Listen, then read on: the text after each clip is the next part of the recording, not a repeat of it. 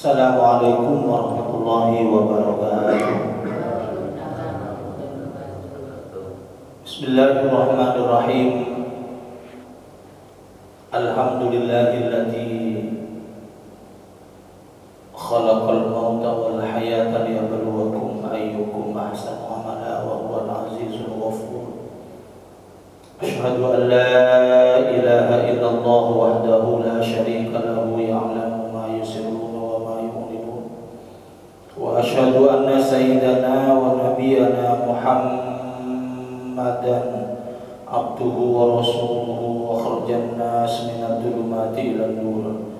Allahumma salli wa sallim wa barik ala sayyidina Muhammadin wa ala alihi wa ashabihi wa tabi'in wa man tabi'ahum bi ihsan ila yaumiddin.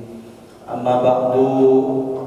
Ila hadratin Nabi Mustafa Muhammadin sallallahu alaihi wasallam wa ala alihi wa ashabihi wa azwajihi wa dhurriyyatihi wa ila ruhi sultanil awliya sayyidina Syekh Abdul Qadir Jilani radhiyallahu anhu ila Syekh al-Arif billah Syekh Muhammad wa sallallahu alaihi wa sallam wa sallallahu alaihi wa khalil wa Syekh Masari wa sallallahu alaihi wa sallam fi hadzal kitab fi hadzal kitab nafa'allahu bi في الدارين آمين. شيخ لله لهم الفاتحة. أعوذ بالله من الشيطان الرجيم. بسم الله الرحمن الرحيم. الحمد لله رب العالمين الرحمن الرحيم مالك يوم الدين. إياك نعبد وإياك نستعين. اهدنا الصراط المستقيم صراط الذين أنعمت عليهم غير المغضوب عليهم ولا الضالين. آمين. مولاي صل وسلم دائما أبدا على حبيبك خير خلق كلهم.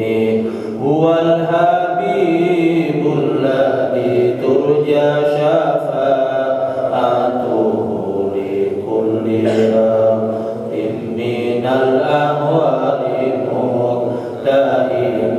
يا ربي بالمصطفى بلغ مقاصدنا واغفر لنا ما مضى يا واسع الكرم. Alhamdulillahirabbil alamin. Para bapak ibu jamaah salat subuh Masjid Al-Hijrah yang dimuliakan Allah, bersyukur kepada Allah pagi hari ini Minggu tanggal 19 Oktober kula lan panjenengan sedaya saged rawuh di masjid yang mulia ini guna untuk melaksanakan ibadah salat subuh berjamaah, dilanjut dengan ta'lim, dengan kajian ilmu agama. Hadir kita pada pagi hari ini dalam keadaan sehat walafiat. Amin ya rabbal alamin. Salawat dan salam mari kita aturkan kepada junjungan Nabi kita Muhammad sallallahu alaihi wasallam. Bapak Ibu, hampir 1 bulan lebih kula boten ngaos karena kepentingan ke desa, kemudian juga musibah ya. Ada 5 orang ponakan saya itu masuk dalam tragedi musibah ujian di Pondok Pesantren Al-Khazini. Jadi yang terakhir itu Ahmad Sirajuddin, keponakan saya itu ketemu di hari ke-10, berada di paling bawah ketika semua beton diangkat, baru anak itu ketemu. Yang lainnya ada yang patah kakinya, ada yang kehilangan tangannya. Musibah ujian dari Allah yang tentunya bukan diartikan sebuah hukuman, namun untuk mengangkat derajat siapapun yang menjadi korban di musibah tersebut, ya. Kenapa saya artikan akan mengangkat derajatnya? Kullu ma asabaril mu'min khair. Apapun yang terjadi kepada orang yang beriman kepada Allah itu baik, Pak. Tidak ada seorang kiai itu membangun bangunan yang ada di pondok pesantren itu dengan dibangun asal-asalan kemudian supaya rubuh dan santrinya mati syahid buatan. Karena pondok Al-Khazini itu pondok besar, pondok sepuh yang diprakarasai, yang dibangun oleh Kiai Khazin. Kiai Khazin itu salah satu waliullah yang ketika Mbah Khalil berada di Raudhah ziarah kepada Nabi itu ditemui oleh Nabi Khalil. Nabi bilang, Khalil, kalau kamu pulang nanti saya titip salam ya kepada Khazin, tempatnya di Buduran Sidoarjo. Padahal Mbah Khalil itu juga nggak tahu siapa Khazin itu. Sehingga sepulangnya dari Mekah, Mbah Khalil itu mencari yang namanya Khalil itu. Beberapa orang yang ditanya akhirnya jatuh kepada seorang laki-laki, ketemu dengan seorang laki-laki yang kurus dan pakaiannya sederhana. Ditanya, Bapak panjenengan kenal dengan namanya Khazin? Kata Mbah Khalil itu, waduh, Khazin ini banyak di sini. Tapi kalau Khazin yang dititipi salam oleh Nabi Muhammad kepada panjenengan di Madinah atau di Raudhah di makamnya Rasul itu ya saya. Jadi Khazin itu tahu, Pak, kalau dititipi salam oleh Rasulullah dari Mekah itu wali, Pak.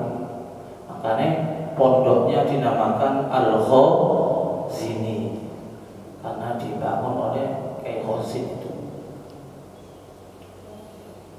Musibah atau ujian dari Allah yang akan mengantarkan kepada kemuliaan. 67 meninggal. Hari ini tinggal 10 atau 7 gitu yang belum terdeteksi, ya. Karena masih dites DNA-nya ke Jakarta, jenazahnya itu, ya. Bagi yang meninggal pasti masuk kategori jihad fi sabilillah. Ponakan saya itu 3 bulan, Pak. Ada 10 ponakan saya mondok di sana. Kenapa? Karena dua adik adik pisanan itu, Kiai Haji Muhyiddin dan Kiai Haji Muhammad Hamzah, itu diambil menantu oleh Kiai Haji Mujib Salam. Namun beliau dikasih amanah untuk mengasuh pondok pesantren yang putri sebelah selatannya kali. Kalau putra ini diasuh sendiri oleh Kiai Mujib Abdus Salam itu. Sehingga banyak orang-orang saya yang mondok ke sana. Lah bagi yang meninggal dunia ini masuk kategori orang yang berjihad fisabilillah, matinya mati syahid. Maka ketika ada beberapa wali santri itu menangis, tidak mau makan, bahkan sampai ada yang diopnam, kami sadarkan, kami kasih paham, ibu, ini musibah dari Allah. Wa basyiris sabirin, bersabarlah. Semua adalah rencana yang baik dari Allah. Putra panjenengan meninggal dalam keadaan sujud rakaat yang ketiga, itu tidak semua orang bisa mati dalam keadaan seperti itu, Pak.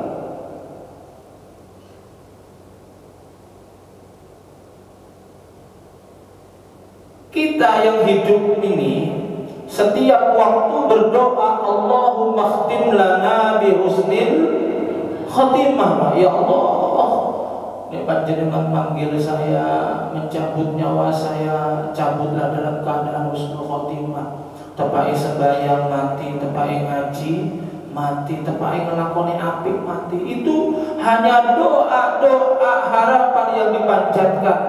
Pada faktanya nanti belum tentu, Pak. Karena matal mar'u ala ma asa alaih, orang mati itu mengikuti kebiasaannya. Ini ahli sujud, ya mati ini ke atas mau sujud, Pak. Ini lagi sujud dapat 3 rakaat, kemudian bangun dan yang di atas itu rubuh menimpa ke bawahnya, nggak kuat, rubuh semua.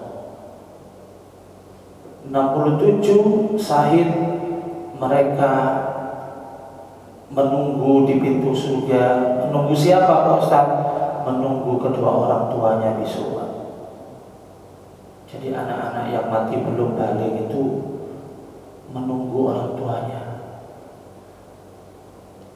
Malaikat memerintahkan masuk ke dalam surga. Ayo le, masuk le, jatahmu wis nang jero surga. Buatan malaikat, aku minta kepada Allah sebelum aku masuk ke dalam surga, saya ingin masuk ke dalam surga ini bersama orang tuaku, karena saya dilahirkan oleh orang tua.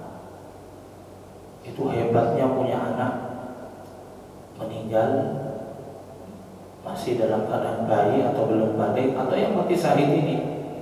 Ponakan saya itu baru 3 bulan mondok di sana yang mati ini, kemudian baru hafal 3 juz Al-Quran,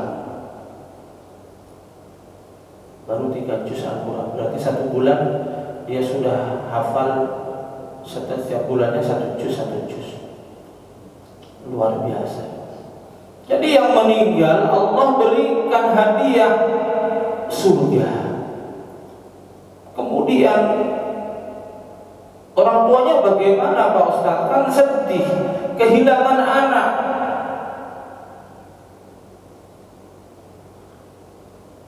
Berbangga, Pak. Senang, harus senang. Orang tua ketika memiliki anak meninggal dalam keadaan husnul khotimah, sedih boleh, tetapi lebih banyak bangga dan bahagianya. Kenapa? Alhamdulillah, akhir daripada hayatnya anakku dalam keadaan husnul khotimah. Daripada mati tawuran, mati sepak bola, nonton sepak bola, kalah bisa Persibaya, kalah piro? Aku kudu mudu nang main dhewe aku. Tambah kok belum Persibaya. tidak sebanding dengan dukungan yang diberikan. Mas tawuran umpamanya mati, ya bukan mati husnul khotimah, Pak. Dari kejadian ini Allah merencanakan pondok pesantren ini harus ada perhatian secara nasional, Pak. Maka dari kejadian Al-Ghazini, pemerintah memerintahkan sekarang untuk mengecek ulang seluruh pondok pesantren se-Indonesia terhadap bangunannya. Kemudian nanti apabila ditemukan membahayakan, kurang kuat, maka akan dibangun, direnovasi memakai dana APBN. Karena selama ini memang dianaktirikan, Pak, pondok pesantren itu dianaktirikan. Kiai itu punya tanah sendiri, bangun dewi. Engkau ketika mau minta bantuan ke pemerintah, ditanyakan suratnya, ditanyakan izinnya, macam-macam. Padahal mereka sudah melahirkan generasi, mencerdaskan bangsa, dan mereka sudah berjasa terhadap Indonesia. Sebelum Indonesia merdeka, pondok pesantren itu sudah ada. Maka tanggal 22 besok Oktober diperingati sebagai hari santri karena memberikan jasa kepada santri. Karena di hari itu Mbah Hasyim Asy'ari mengeluarkan resolusi jihad yang isinya melawan sekutu penjajah adalah jihad fisabilillah, siapapun yang meninggal mati syahid. Maka arek-arek Surabaya bangkit, Pak, melawan penjajah. Pertempuran mulai dari 22 Oktober sampai 10 November yang dipanglimai, dikomando oleh Bung Tomo. Akhirnya Jenderal Malabi mati, kemudian Surabaya menang. Maka Surabaya dikatakan sebagai kota pahlawan. Dan itu santri yang merobek bendera Belanda di Hotel Majapahit atau Hotel Yamato itu santri.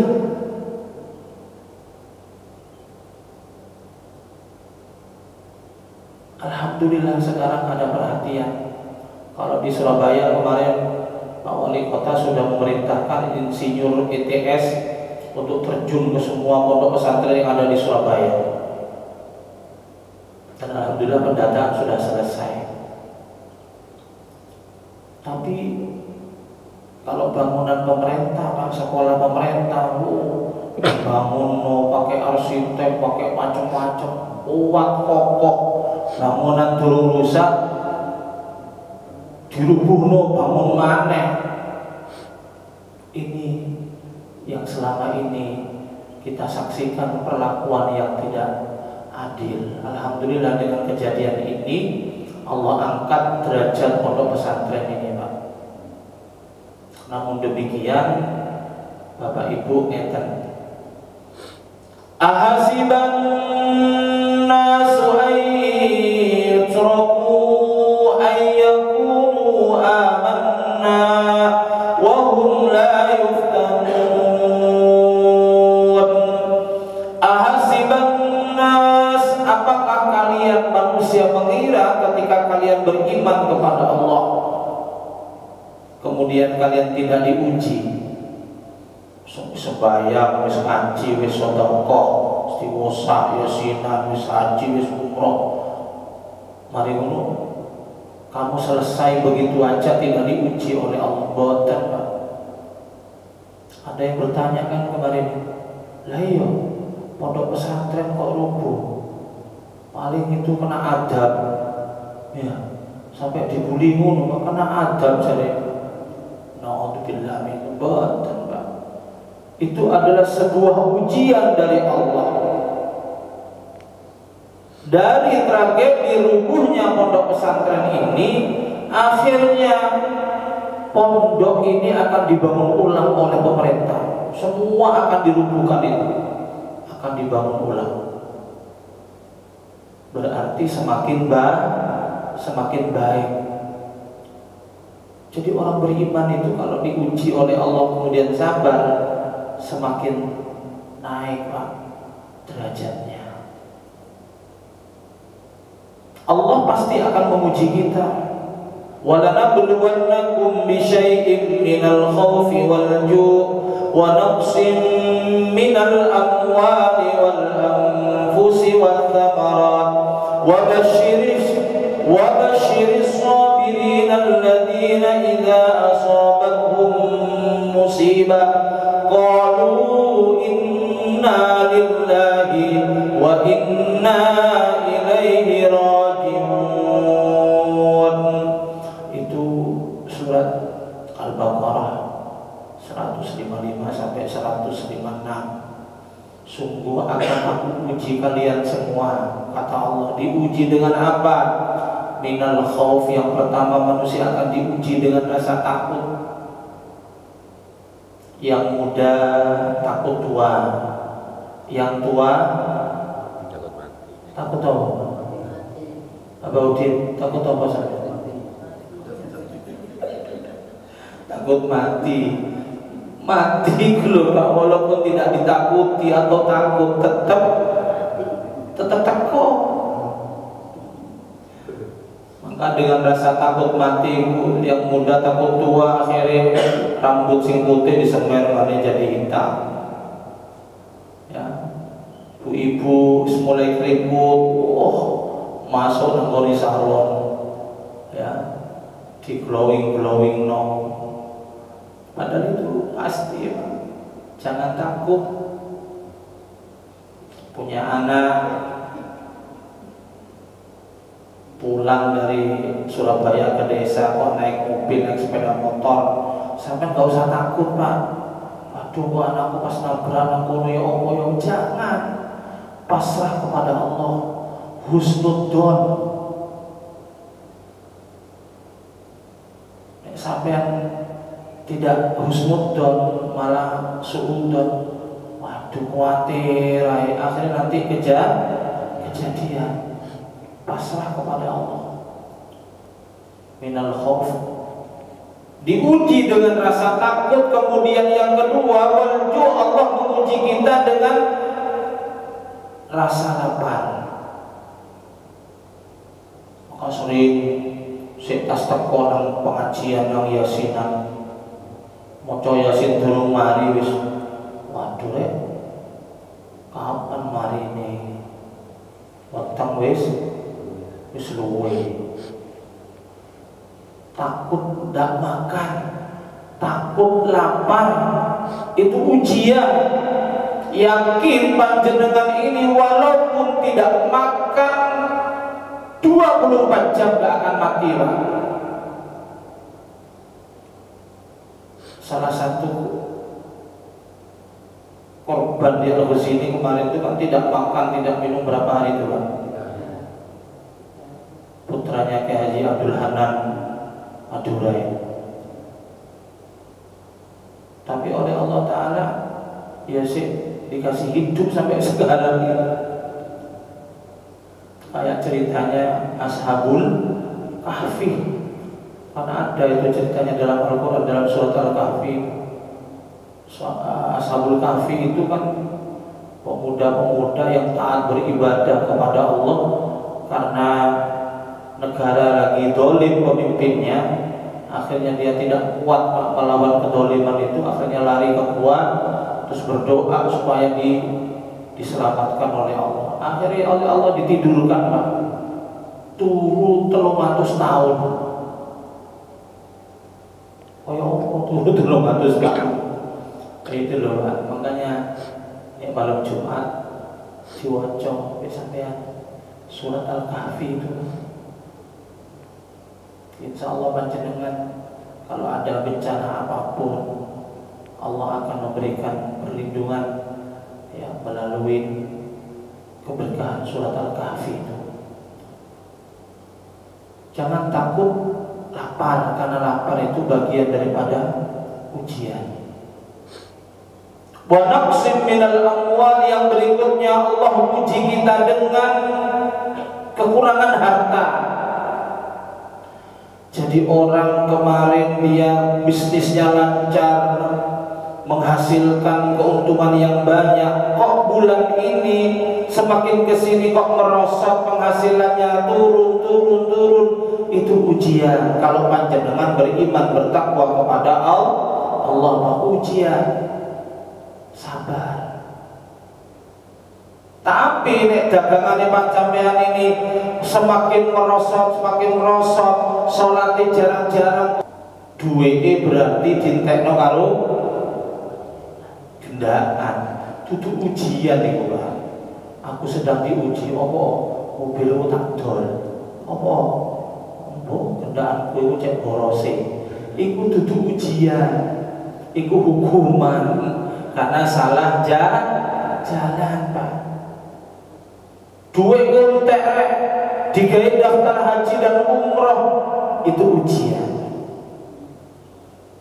Ketika sampean sabar, nanti Allah akan ganti, Pak, lebih banyak, lebih barokah. Jangan khawatir.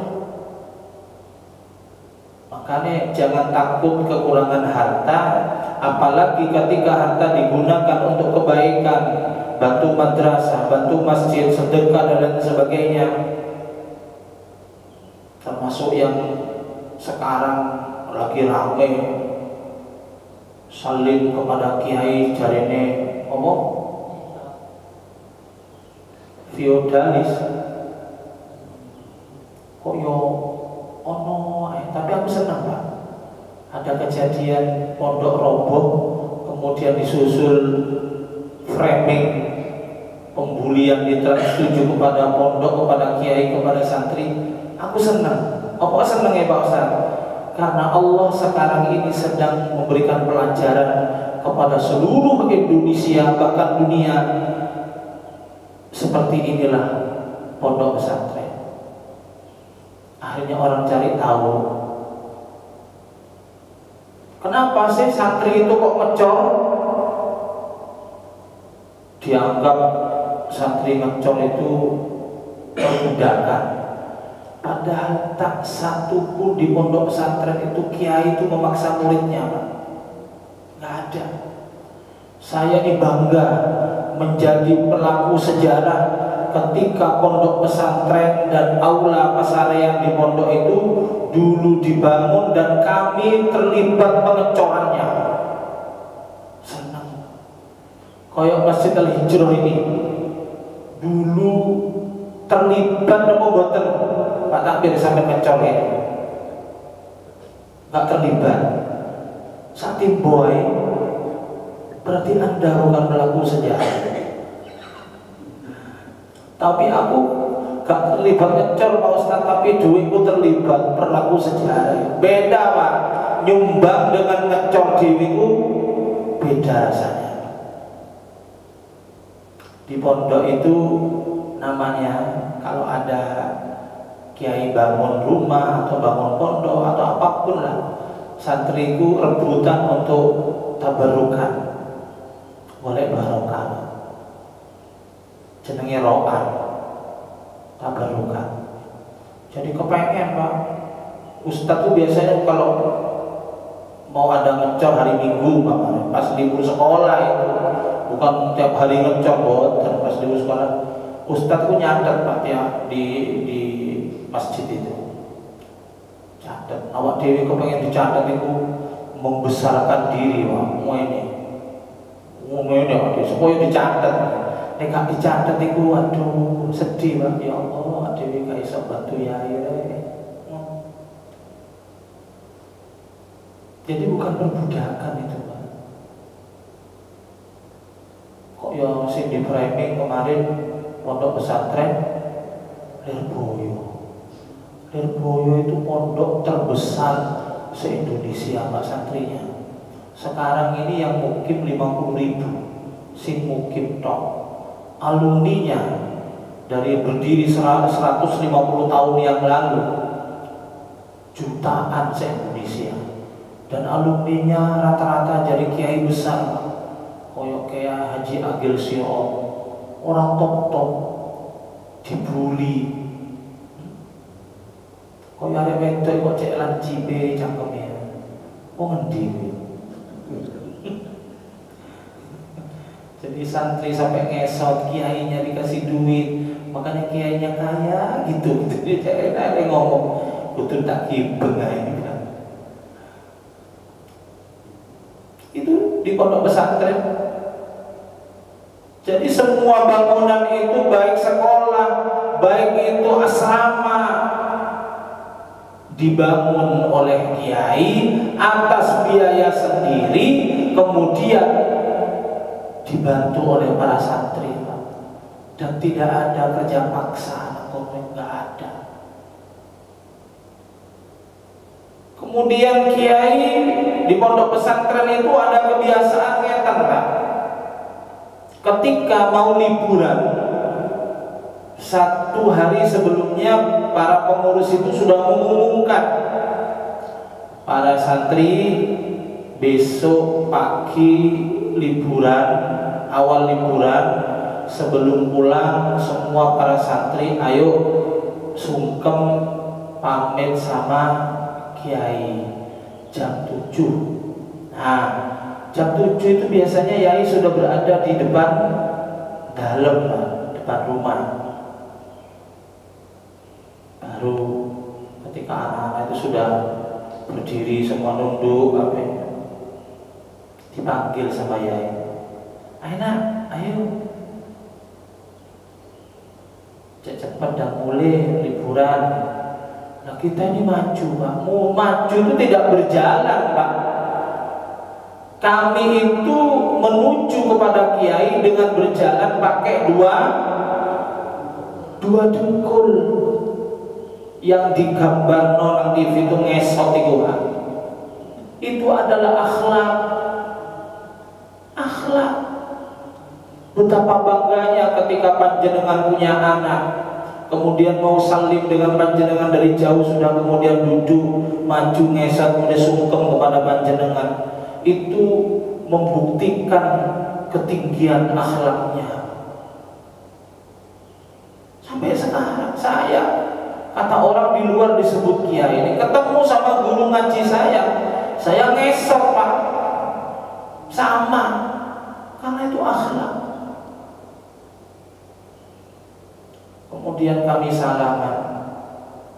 Nah, salaman itu kadang-kadang orang tua itu sebelum yang menjemput anaknya biasanya itu ngasih duit.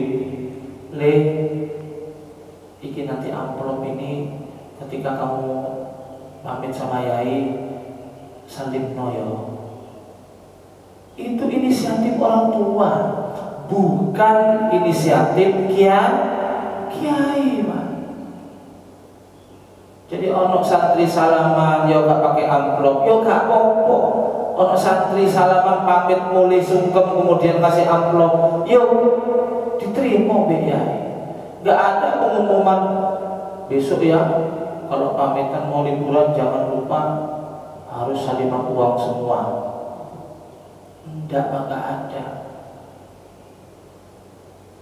Jadi itu sebagai ungkapan rasa terima kasih kepada kiai, walaupun tidak besar.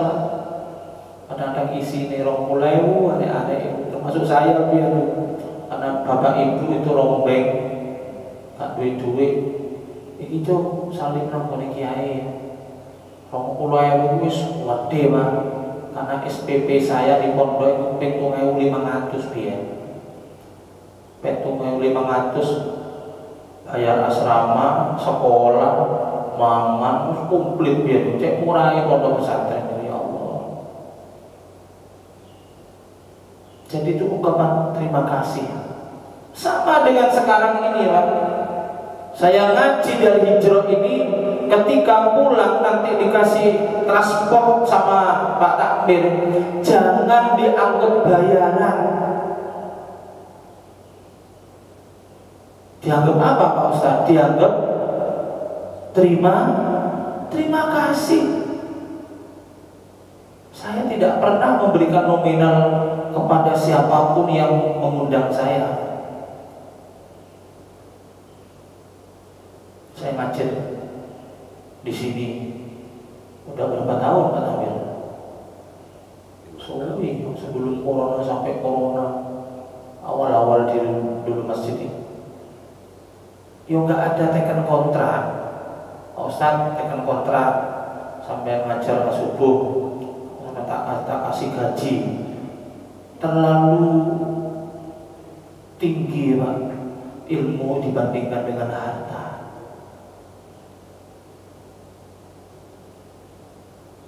Maka tidak boleh ketika orang itu salim sama kiai kemudian diartikan sebagai kiai kok jalur bayaran. Tidak, nggak ada bayar. Majelis taklim yang saya asuh itu hampir 15 majelis taklim, mulai dari itu ada yang ngasih transport itu 50, ono 500, ono 400, ono 300, ono 250, ono 200, ono 150, ono 100. Semuanya itu inisiatif dari Pak Takmir sendiri, Pak. Maka kata Allah dalam Al-Quran, ittabi'u man la yas'alukum ajran wa hum muhtadun. Ikutilah orang-orang yang ketika mengajakmu, membimbingmu, mengajarimu, mereka tidak meminta bayaran, tidak menentukan nominal kepadamu. Maka kalau ada ustadz, ada kiai, ada dai, penceramah, kok diundang menentukan nominal, itu menyalahi aturan agama. Omongannya sampai DP, potong bek showroom sepeda motor, Pak Yai undang jenengan. Oh iya, DP dulu 50%. Kok ceramah kok pakai DP? Ada ndak kiai sing ngono kan? Ada. Karena yang dicari dia dunia Pak, bukan akhirat. Kiai yang tulus, yo teko, yo ngaji, yo ceramah, boleh piro disalib, bukan dilepokno, kadang-kadang yo lali takmir. Ya, ya wis lali yo di TF sama Pak Takmir. Ngapunten Pak Ustadz lali. Gak apa-apa Pak Takmir, santai aja. Iya Pak, saya ceramah di Sumenep yo lali. Yo gak tahu Pak, awak dhewe mudhun toko panggung mari ngono salaman. Mari ngono. Lho. Kok gak ono sing salaman sing tebel ya? Sopo panitiae? Dinteni suwi ngono ta. Mas, endi? Selimat kundi, mosok ngono Pak dhewe. Boten Pak. Semole. Tutuk nang Suramadu ditelepon. Maupun terjadi transporti lagi Pak Yai kita wis kapok masuk kate balik mana nang Sumenep atoan akhirnya di TF ono yang sing lali berkat yo akeh. Supirku itu sensitif Pak, barang wis budal sampun Yai wis cuk ten apa cuk berkati dereng Yai wis mulai. Supir itu wis kebiasaan Mbak, biasa Yai teko saliman mari ngono berkat wedhe iku dilempokno nang mobil. Sebelum Kiai ceramah berkat nang jero mobil. Tapi ada panitia itu ya kadang-kadang ya lali Pak. Sampai mulai ya wis mlebu mobil iku. Berkate dereng Yai. Wis turun tak turun. Semule ae wis. Terus nyampe beberapa kilo, mau sepeda motor toko buri mau nyalip jagang tengah Pak nanggapi mobil. Tak kira begal ya, begal ini. Hati-hati Jom, begal ini. Mari ngono tak delok, berkat. Berarti tutup begal iki Pak. Jadi itu dampak suka dukanya kalau kiai yang man la yas'alukum ajra wa hum muqtadun. Kayak guru ngaji itu Pak. Guru ngaji itu berjasa banget kepada panjenengan. Panjenengan bisa baca Quran dari mana? Guru ngaji. Bisa nawaitul wudu'a dari guru, bisa membaca usolli fardhus subhi dari guru ngaji. Tapi apa penghargaannya guru ngaji Pak? Dipandang sebelah mata Pak. Mau ketemu arek-arek gak sungkem nang guru ngaji. Hargai guru-guru ngaji. Kadang-kadang guru ngaji gak disungkem. Wong sing surbanan dawa-dawa jenggotan disungkem bolak-balik. Padahal mereka yang tidak berjasa buat sampean. Jadi guru-guru ngaji anak-anak panjenengan itu perhatikan, hargai, mereka berjasa kepada kita.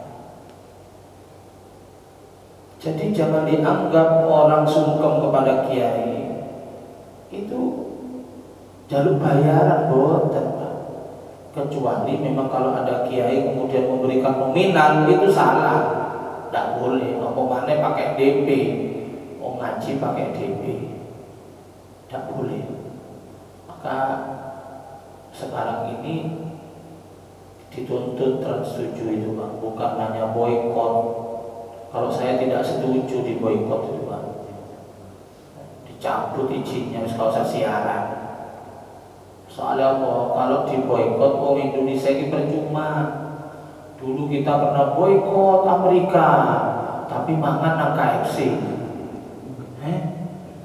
Gak jelas orang Indonesia. Ya. Habis.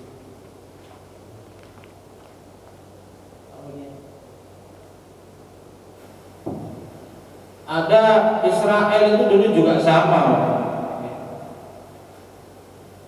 Itu cocok-cocokan yang jadi orang pasti. Cek. Dulu ada gerakan boikot Israel, karena Israel itu membantai orang-orang Palestina. Tapi kita masih membeli produk-produk Israel itu Pak. Rumah sih gede-gede Pak, itu punyanya Israel itu. Keluar dari ukuran kurma biasanya kan ukurannya kecil Pak. Ini besar kurma ini. Itu Israel itu. Jadi kalau saya tidak setuju boikot, cabut di sini kita siaran.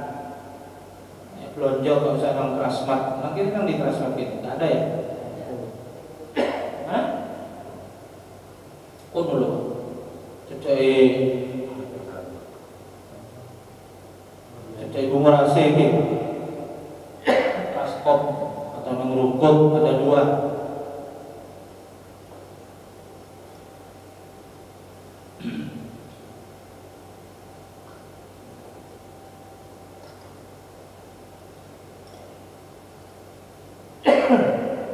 Jadi sebuah hukuman kalau minta maaf ya dimaafkan, tapi hukum harus ditegakkan karena ini sebuah fitnah kepada pondok pesantren, kepada guru, kepada kiai, kepada santri yang telah berjasa di Indonesia. Rata-rata yang khutbah di masjid-masjid itu adalah lulusan pondok pesantren. Yang jadi imam di masjid-masjid itu adalah lulusan pondok pesantren. Besar jasanya pondok pesantren. Maka sudah waktunya pemerintah ini hadir di tengah-tengah pondok pesantren. Dan alhamdulillah Pak Menteri Keuangan yang baru ini jos iki ya. Jos Pak Purbaya, menteri-menteri sing duwe sing gak bener disikati kabeh. kereta api cepat itu kon bayar BBM gak gelem deh. Kereta api cepat Jakarta Bandung itu kan milik swasta itu. Bangun utang hari ngono gak iso bayar 100 berapa triliun itu negara kon bayar ya gak gelem tur bayar. Usahane dhewe, usaha sampean sendiri kok malah kayak iso bayar utang kok malah negara kon bayar itu bagus ya. Dan pajak-pajak semua sudah diturunkan, kemudian Pertalite itu katanya mau diturunkan normalisasi menjadi 5.000 nanti katanya. Karena akeh grandong-grandong menteri-menteri biyen itu. Ya jadi repot ya. Jadi menteri lurus bersih dimusuhi. Maka ditantang kok oleh Mahfud MD itu. Saya acungi jempol ya kepada Prabowo ini bagus untuk membersihkan Indonesia dari koruptor yang merugikan masyarakat. Jadi kembali ujian dari Allah tadi, wa naqsim minal amwal wal anfus, takut ujian dari dirinya, kehilangan keluarga. Bapak Ibu, kalau panjenengan ini pilih dua, meninggalkan atau ditinggalkan. Meninggalkan atau ditinggalkan, pilih pundi kan? Milih meninggalkan atau ditinggalkan? Gak kabeh. Yang bagus itu ya nerimo, karena suatu saat kita akan meninggalkan atau kita yang ditinggalkan. Gak mungkin bareng-bareng, Mas, minggu meneh mati bareng ya. Gak. Pasti meninggalkan atau ditinggalkan. Tapi kalau cinta Pak, lebih baik meninggalkan daripada ditinggalkan. Lebih baik memutus daripada diputus. Kalau cinta, kalau mati saja enak, meninggalkan. Mati disik, itu enak. Kalau urusan dengan kaitan dunia, tapi ini bapak-bapak enak ditinggalkan. Enak ditinggalkan. Boleh mana?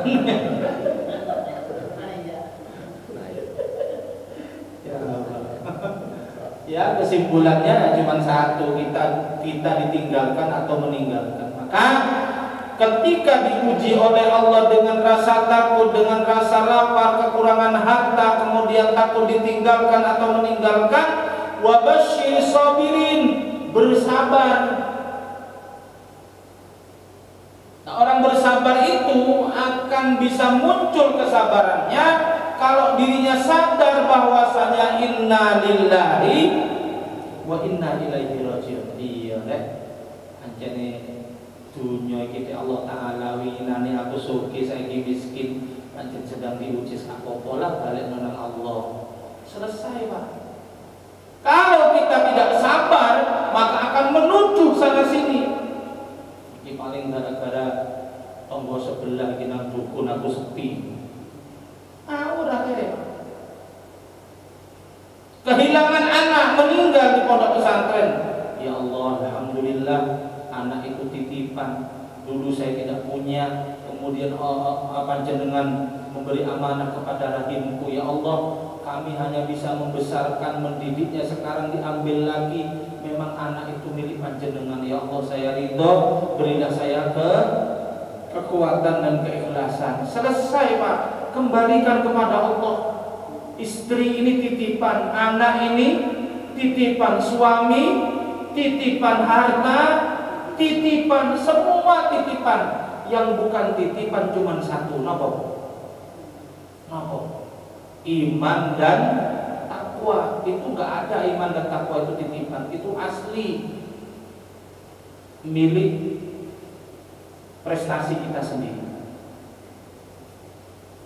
Maka siapa yang beriman bertakwa itu selamat.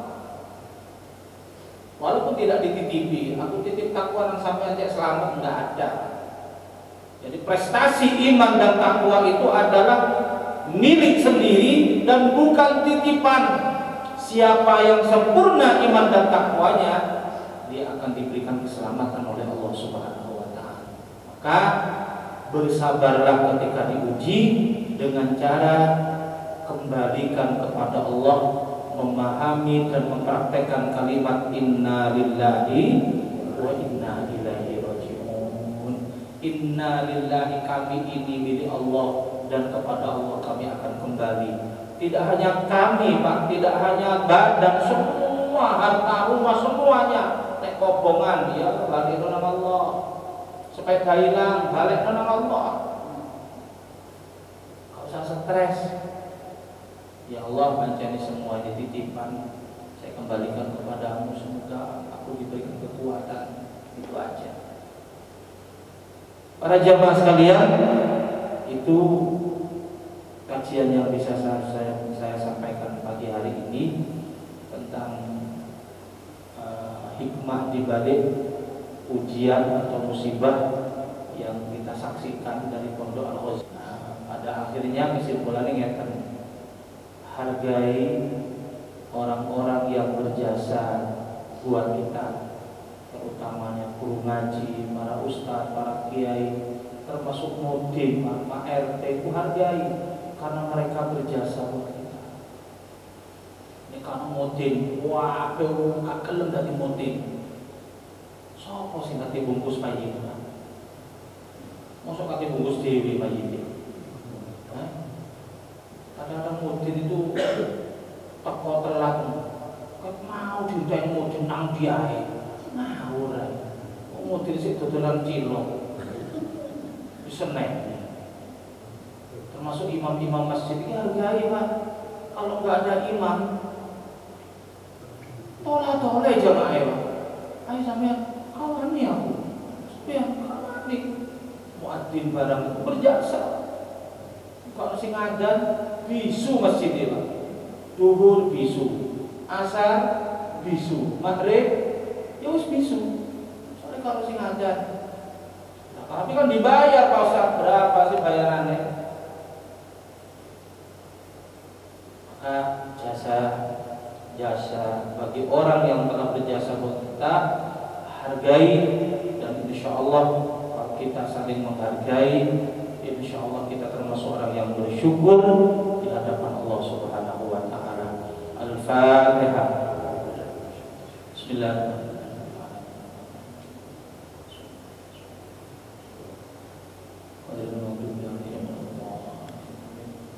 Kurang lebihnya mohon maaf. Assalamualaikum warahmatullahi wabarakatuh.